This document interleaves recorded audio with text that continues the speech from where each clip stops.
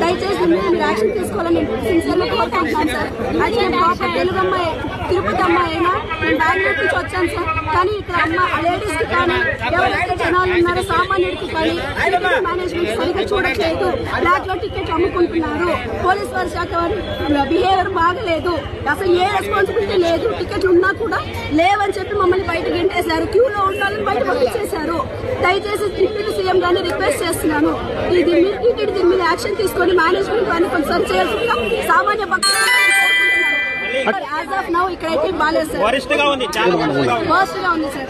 ఎందుకంటే క్యూలోకి ఎన్నిలో ఉన్నది టికెట్లు పెట్టుకొని కూడా 610 టికెట్లు ఉన్నాయని తెలిసినా కూడా టికెట్లు సిఐసార్ అడుగుతున్నా కూడా టికెట్లు లేవని ఎవరు నోటించి రాలేదు. సైలెంట్ గా ఎవరికి వాళ్ళు తప్పించుకుంటున్నారు. పోలీస్ శాఖ వారు సామాన్య భక్తులకు చెప్తున్నారు కానీ పక్కన ఎవరికి చెప్పట్లేదు. ఏమయ్యా టికెట్లు ఉన్నాయా, వాళ్ళు ఏం చెప్పరు. వీళ్ళు అక్కడి నుంచి పంపించేస్తాం. ఏమంటే మమ్మల్ని విసుక్కుంటున్నారు.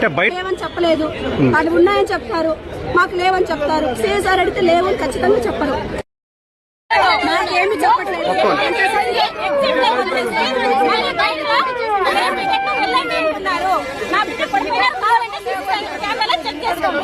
పోలీసులు